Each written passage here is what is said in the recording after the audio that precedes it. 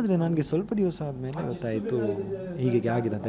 ನಿನ್ನೆಲ್ಲ ಮೊನ್ನೆ ಗೊತ್ತಾಗಿತ್ತು ನನಗೆ ಅವನದು ಡೆತ್ ಆಯ್ತು ಅಂತ ಹೇಳಿ. ಸೊ ನನಗೆ ಶಾಕ್ ಆಯಿತು. ಯಾಕೆ ಏನಂತ ಹೇಳಿದ್ರೆ ಸಂಜೆ ನ್ಯೂಸಲ್ಲೆಲ್ಲ ಬರಲಿಕ್ಕೆ ಸ್ಟಾರ್ಟ್ ಆಯಿತು. ನಾನು ನೆಕ್ಸ್ಟ್ ವೀಡಿಯೋ ಬಂತು ಅವಳದು ನಿನ್ನೆ ಸಂಜೆ ನಾನು ವೀಡಿಯೋ ಬಂದ ತಕ್ಷಣ ನಾನು ಇವರಿಗೆ ಕಾಲ್ ಮಾಡಿದೆ. ಇವ್ರದ್ದು ನಂಬರ್ ಬೇರೆಯವ್ರದ್ದು ತಗೊಂಡು, ನಾನು ಮೀಡಿಯಾ ಪರ್ಸನ್ ಒಬ್ಬರು ಇದ್ದಾರೆ, ಅವ್ರದ್ದು ನಂಬರ್ ತಗೊಂಡು ನಾನು ಅವರಿಗೆ ಕಾಲ್ ಮಾಡಿದೆ.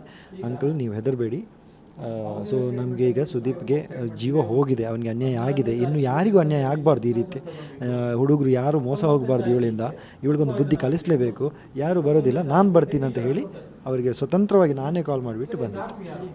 ಈಗ ಇದೇ ರೀತಿ ಎಷ್ಟು ಹುಡುಗರು ಈ ರೀತಿ ಮಾಡಿರ್ಬೋದು ಅಂತ ನಿಮಗೆ ಒಂದು ಮಾಹಿತಿ ಇರೋ? ನೋಡಿ, ನಾನು ಹೆಸರು ಹೇಳಲಿಕ್ಕೆ ಆಗೋದಿಲ್ಲ, ಇಬ್ಬರದ್ದು ಹೆಸರು ಹೇಳ್ಬೋದು. ಯಾಕಂತ ಹೇಳಿದರೆ ಅವಳು ಮದುವೆ ಆಗಿದ್ದಾಳೆ ಪ್ರಸಾದ್, ಅವಳು ಕೂಡ ಸ್ಟೇಟ್ಮೆಂಟ್ ಕೊಟ್ಟಿದ್ದಾಳೆ ಪ್ರಸಾದ್. ಮತ್ತು ಸಂಜಯ್ ಇದ್ದು ಮದುವೆ ಆಗಲಿಲ್ಲ ಅಂತ ಹೇಳಿದೆ. ಸಂಜಯ್, ನಾನು ಇನ್ನೊಬ್ಬ ಇದ್ದ, ಅದೇ ನಾನು ವೀಡಿಯೋದ್ದು ವಿಷಯ ಹೇಳಿದಲ್ಲ, ಅವರು ಮತ್ತೊಬ್ಬರು ಮಂಗಳೂರಲ್ಲೇ ಒಬ್ಬರು ಇದ್ದರು. ಅದೊಂದು ಯಾವುದೋ ಒಂದು ಶೂಟ್ ನಡಿಬೇಕಾದ್ರೆ ಅಲ್ಲೊಂದು ಎಫ್.ಐ.ಆರ್ ಇತ್ತು. ಆಮೇಲೆ ಕಾರ್ಕಳದಲ್ಲೇ ಒಂದೆರಡು ಎಫ್.ಐ.ಆರ್ಸ್ ಇತ್ತು ಅಂತ ಹೇಳಿ ನಮಗೆ ಇನ್ಫಾರ್ಮೇಷನ್ ಬಂದಿತ್ತು. ಬಟ್ ನಮಗೆ ಅದು ಕನ್ಫರ್ಮ್ ಮಾಹಿತಿ ಇಲ್ಲದೆ ನಾವು ಅದನ್ನು ಹೇಳೋಕ್ಕಾಗೋದಿಲ್ಲ, ಹೇಳಬಾರ್ದು. ಒಬ್ಬ ಹುಡುಗಿ ಬಗ್ಗೆ ಗೊತ್ತಿಲ್ಲದೆ ಹೇಳಬಾರ್ದು. ಮತ್ತು ಬೇರೆಯವರು ಹೇಳಿದ್ದಾರೆ ಈ ರೀತಿ ಎಫ್.ಐ.ಆರ್ಸ್ ಇದೆ ಅಂತೇಳಿ. ಮತ್ತು ನಿನ್ನೆ ವೀಡಿಯೋ ಬಂದ ಮೇಲೆ ನನಗೆ ಸುಮಾರು ಕಾಲ್ ಬಂದಿದೆ, ಸುಮಾರು ಮೆಸೇಜಸ್ ಬಂದಿದೆ. ಏನು ಬೇಡ, ಅವಳದು ಆ ಫೇಸ್ಬುಕ್ಕಲ್ಲಿ ಕೆಳಗಡೆ ಕಮೆಂಟ್ಸ್ ಓದಿದರೆ ಗೊತ್ತಾಗುತ್ತೆ ಎಷ್ಟು ಜನ ಅವಳಿಗೆ ಅಗೇನ್ಸ್ಟ್ ಇದ್ದಾರೆ, ಎಷ್ಟು ಜನ ಅವಳ ಹತ್ರ ಸೇಡಲ್ಲಿದ್ದಾರೆ. ಅವಳಿಗೆ ಬೇರೆ ಹುಡುಗರಿಗೆಲ್ಲ ನ್ಯಾಯ ಸಿಗಬೇಕಂತ ಎಷ್ಟು ಜನರಿಗೆ ಆಸೆ ಇದೆ. ನನ್ನ ಪರ್ಸ್ನಲ್ ಮೆಸೇಜ್ ನೋಡಿದ್ರು ತುಂಬ ಮಂದಿದು ಮೆಸೇಜ್ ಬಂದಿದೆ, ವಾಟ್ಸಪ್ಪಲ್ಲಿ ಆಗ್ಬೋದು, ಇನ್ಸ್ಟಾದಲ್ಲಿ ಆಗ್ಬೋದು, ತುಂಬ ಮೆಸೇಜ್ ಬಂದಿದೆ ನನಗೆ. ಈಗ ಈ ಸುದೀಪ್ ತಂದೆ ಹೇಳೋ ಅಂಥ ಪ್ರಕಾರ ಈಗ ಇದರಿಂದ ಹನಿ ಟ್ರ್ಯಾಪ್ ಜಾಲ ಈ ಥರದ್ದು ಏನಾದ್ರು ನಿಮಗೆ ಗಮನಕ್ಕೆ ಬಂದಿತ್ತಾ ಅಂತ? ಹನಿ ಟ್ರ್ಯಾಪ್ ಜಾಲ ಅಂತೇಳಿ ನನಗೆ ಹೇಳೋಕ್ಕಾಗೋದಿಲ್ಲ. ಯಾಕಂತ ಹೇಳಿದರೆ ಅವಳಿಗೆ ಅಷ್ಟೆಲ್ಲ ಲಿಂಕ್ ಗೊತ್ತಿಲ್ಲ ನನಗೆ. ಹನಿ ಟ್ರ್ಯಾಪ್ ಅಂದರೆ ಒಂದು ರೀತಿಯಲ್ಲಿ ಇಂಡಿವಿಜುವಲ್ ಹನಿ ಟ್ರ್ಯಾಪ್ ಆಗಿರ್ಬೋದು, ಅಂದರೆ ಗ್ಯಾಂಗ್ ಏನು ಇಲ್ಲ, ಬಟ್ ಇವಳಿಗೆ ಇಂಟೆನ್ಷನ್ ಇದ್ದಿರ್ಬೋದು. ಅಂದರೆ ನನ್ನಿಂದ ಹಣ ಏನು ತಗೊಂಡಿಲ್ಲ, ಬಿಸ್ನೆಸ್ ಮಾಡಬೇಕಂತ ಹೇಳಿ ಹಣ ತಗೊಂಡಿದ್ದಾರೆ.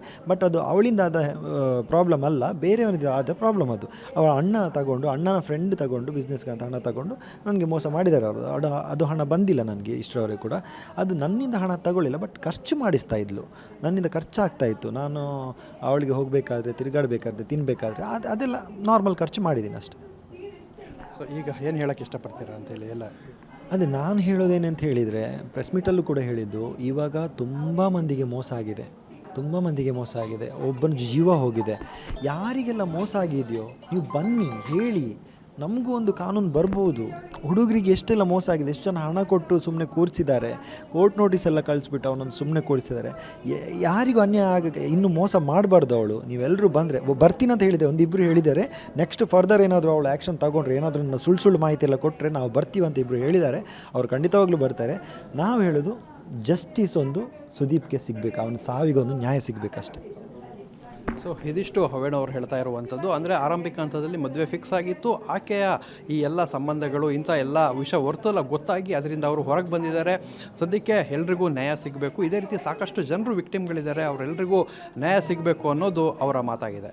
ಕ್ಯಾಮ್ರಾಮನ್ ರಾಜೇಶ್ ಜೊತೆ ಪೃಥ್ವಿರಾಜ್ ಬೊಮ್ಮನಾಕೆರೆ, TV9 ಮಂಗಳೂರು.